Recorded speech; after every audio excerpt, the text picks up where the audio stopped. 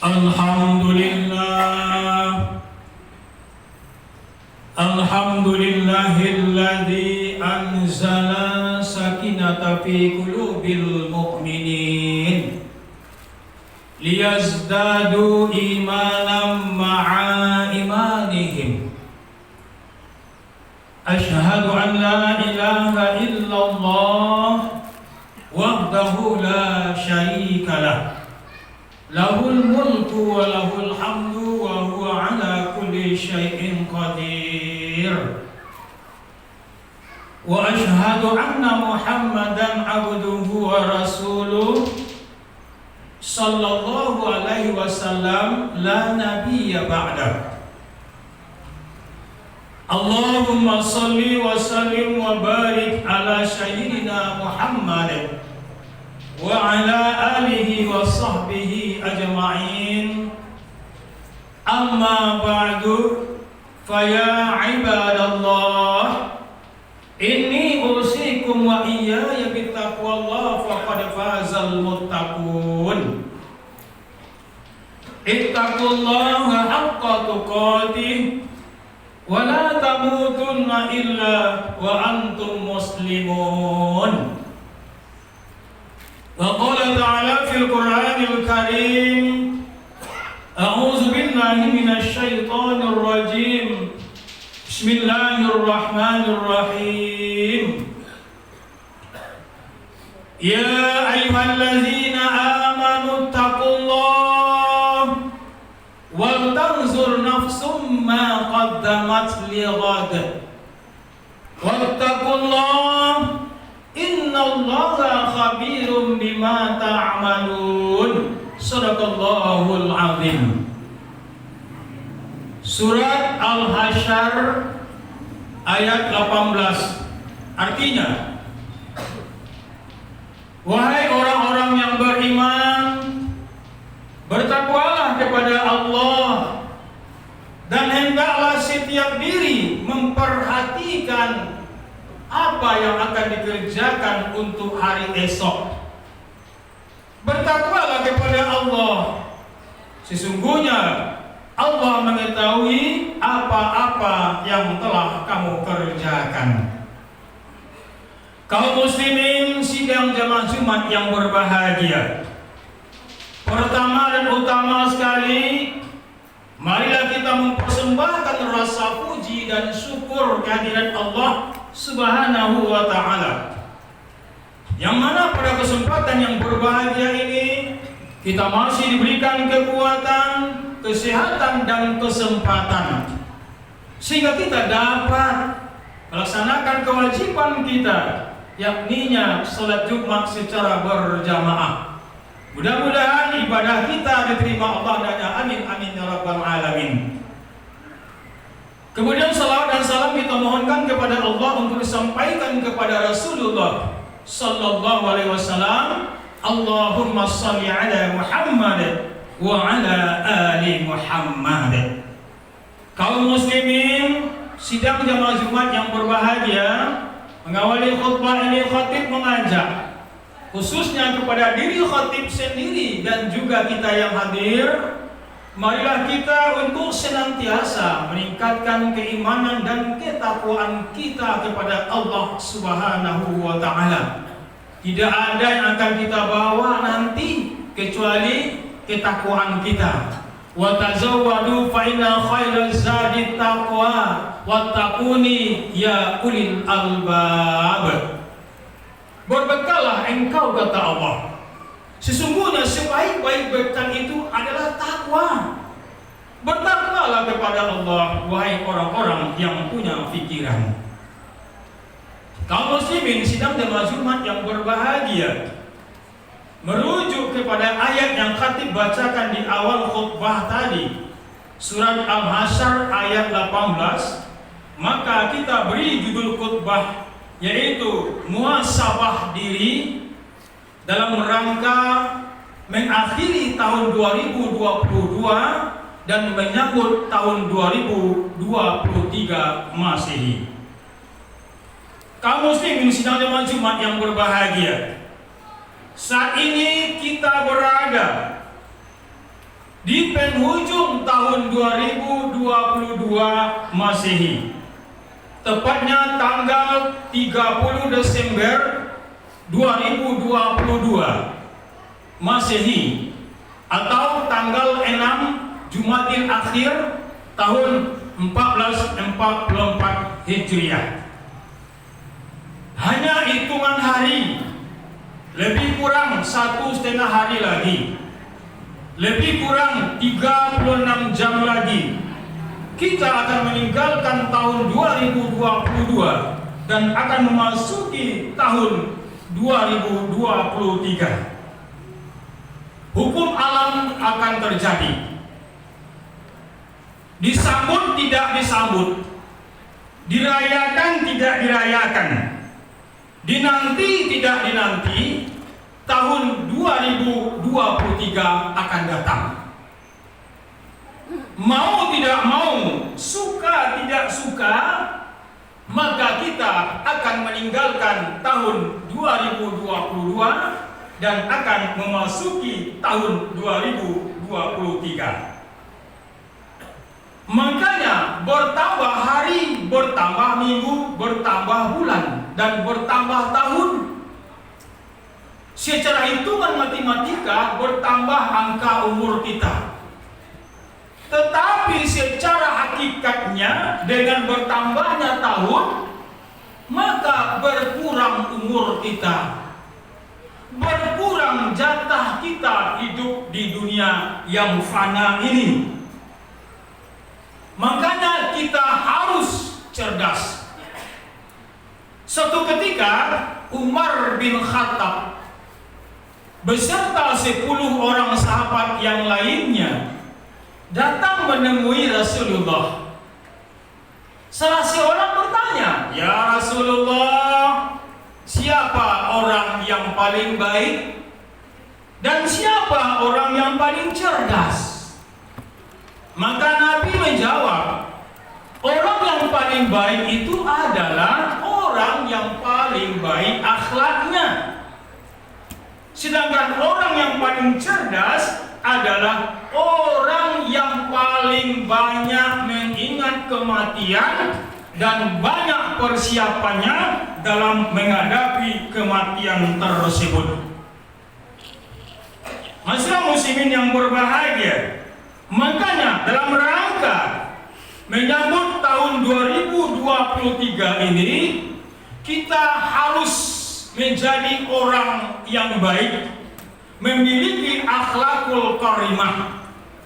Kita harus menjadi orang yang cerdas, banyak ingat kematian, dan banyak pula mempersiapkan bekal untuk menghadapi kematian tersebut. Dalam rangka mengakhiri tahun 2022 ini, kita tidak perlu berhura-hura, kita tidak perlu berfoya-foya, apalagi menjurus kepada perbuatan mubazir, perbuatan yang melanggar hukum, baik hukum yang ada di daerah kita maupun hukum yang ada di negara kita, hukum positif. Masa muslimin yang berbahagia, maka orang-orang yang mubazir tersebut, maka mereka sama dengan mengerjakan perbuatan syaitan. Allah berfirman dalam Al-Quran surat Al-Isra ayat 27. Bismillahirrahmanirrahim. Innal mubazirin kanu ikhwana syayatin. Sesungguhnya orang-orang yang mubazir itu sama dengan setan. Kaum muslimin sekalian Jumat yang berbahagia, hari ini kita berada di negara yang kita cintai, negara Kesatuan Republik Indonesia, negara yang berdasarkan Pancasila, memiliki Undang-Undang Dasar Negara Republik Indonesia tahun 1945. Negara Indonesia merupakan negara yang memiliki keanekaragaman. Banyak bahasanya, banyak sukunya, dan banyak agama yang ada di negara kesatuan Republik Indonesia ini. Banyak agama, banyak pula hari rayanya. Banyak agama, banyak pula tahun barunya. Negara Hindu punya tahun baru namanya tahun baru Saka. Negara agama Konghucu memiliki tahun baru yang namanya Imlek. Agama Kristen memiliki tahun baru namanya tahun baru Masehi. Sementara umat Islam memiliki tahun baru juga yang namanya tahun baru Hijriah. Kaum muslimin dan jemaah yang berbahagia. Nah, yang paling terkenal itu adalah, yang paling ramai itu orang merayakan adalah tahun baru Masehi dan tahun baru Hijriah. Kenapa? Karena umat Islam yang mayoritas itu semuanya merayakan baik tahun baru Masehi ataupun tahun baru Hijriah. Coba kita lihat di akhir-akhir tahun semua jalan-jalan penuh. Di Kota Padang namanya Taplau, tapi laut penuh dengan orang. Di situ bercampur apakah dia orang Islam ataupun non-Islam merayakan tahun baru Masehi. Lalu apa persamaan dan perbedaan kedua tahun ini? Persamaannya adalah harinya sama-sama 7, bulannya sama-sama 12 bulan. Perbedaannya adalah tahun baru Masehi dihitung semenjak lahirnya Nabi Isa alaihissalam atau Isa al-Masih. Al-Masih itu inilah diambil nama tahun Masehi. Tahun baru Masehi dibuat berdasarkan bumi mengelilingi matahari namanya tahun Qamariyah. Sedangkan tahun Hijriah dihitung semenjak hijrahnya Nabi Muhammad dari kota Mekah ke kota Madinah dan dihitung berdasarkan bumi mengelilingi matahari, bulan mengelilingi matahari yang namanya tahun Qamariyah. Perbedaan yang lebih menonjol adalah cara menyambutnya. Kalau tahun baru Masehi semenjak dahulu sampai sekarang orang menyambutnya berbagai macam cara. Yang pertama identik dengan api. Apakah bakar-bakar lilin, bakar marcun, membakar ikan, begadang sampai pagi dan lain-lain sebagainya. Ada juga para remaja-remaja kita dalam menyambut tahun baru Masehi ini, mereka ugal-ugalan di jalan, balap-balap liar, trek-trekan, menggunakan knalpot racing yang memekakkan telinga.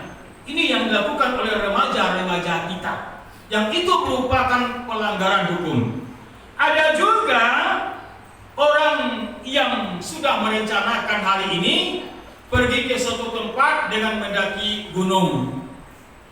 Setelah pulang dari situ mereka menginap di hotel.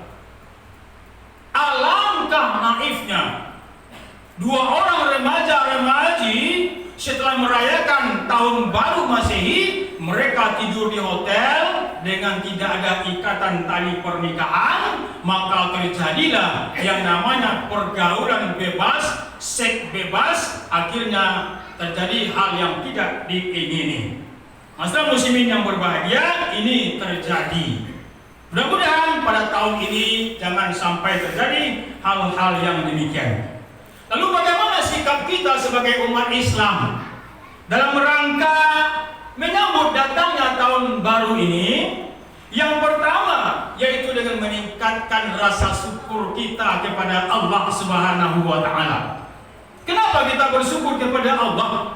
Karena Allah telah banyak memberikan nikmat kepada kita, nikmat rezeki, nikmat kesehatan, Dan tidak kalah pentingnya nikmat umur yang kita miliki pada hari ini, kita masih diberikan kesempatan hidup oleh Allah Subhanahu wa Ta'ala.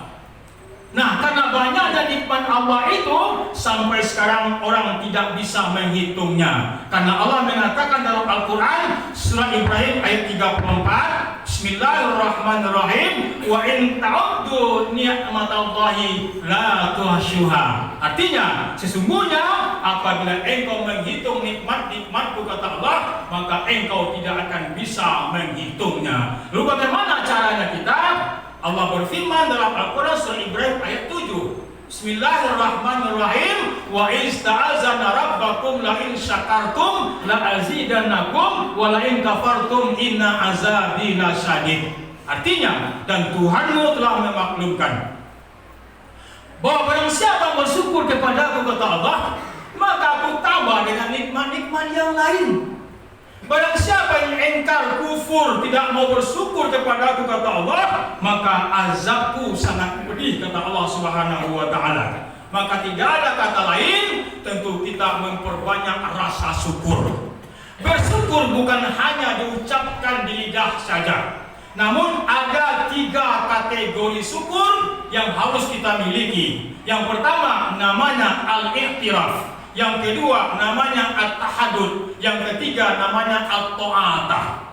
Apa itu al-i'tiraf? Pengakuan bahwa apa yang kita miliki pada hari ini, pangkat, jabatan, segala bentuk kemewahan, itu datang dari Allah, bukan karena kehebatan kita. Yang kedua at-tahadud, menyebut-nyebut nikmat Allah. Fa amma bi ni'mati rabbika fahaddits. Dan nikmat-nikmat yang Aku berikan kata Allah, maka sebut-sebutlah, memperbanyak mengucapkan kalimat kata-kata alhamdulillah. Dan tidak kalah pentingnya at-ta'atah. Diberikan kita nikmat oleh Allah, maka kita laksanakan perintah Allah dan hentikan semua larangan-larangan Allah Subhanahu wa Ta'ala. Yang kedua, dalam rangka menyambut tahun 2023 ini, mari banyak kita bermuhasabah, memperbanyak introspeksi diri, memperbanyak analisa evaluasi diri. Kenapa?